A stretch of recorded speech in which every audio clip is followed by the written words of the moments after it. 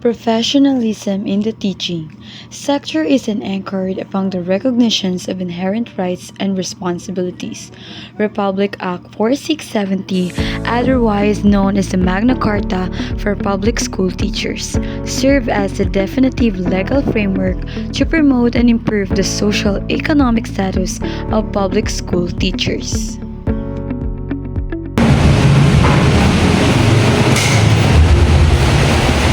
Teacher, are you still working? Yes, Mr. Pablo.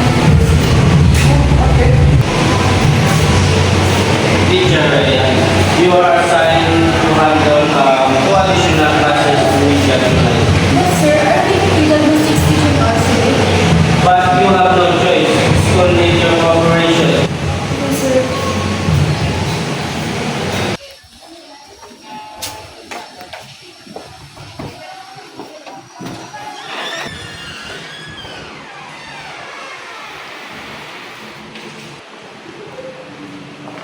Victoria, my child told me that your grading is unfair.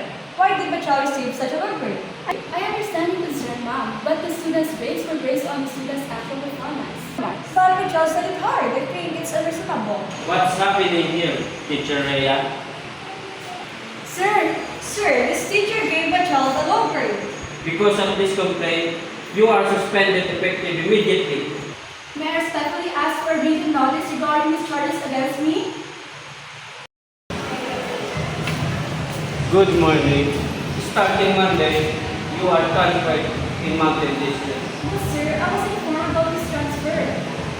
That's very hard for me, yes. But the decision has been already finalized.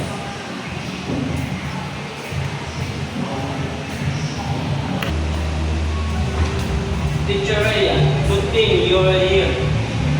Due to administrative restructuring, your position not be available next school year. Sir, I am permanent teachers with legal wage laws. Did you know, sir, that your position should not be used without legal basis?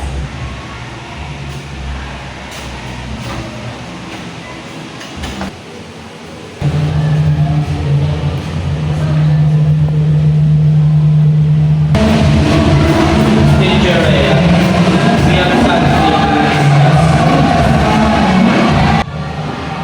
After reviewing after the incidents under the provisions of Republic Act 4670, the administration has decided to resolve this concern properly.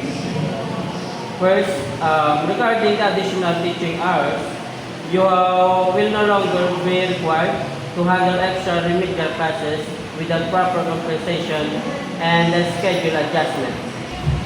Thank you, sir. I only wanted a proper consideration regarding the ordinance. Second, concerning the complaint about your grading system, the suspension order will not proceed until a formal written complaint and proper investigation are conducted.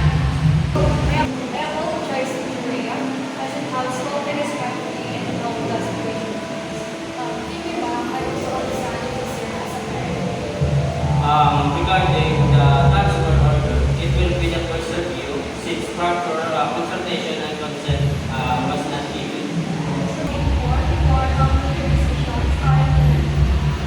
So lastly, your position remains protected under the security of tenure provided by law.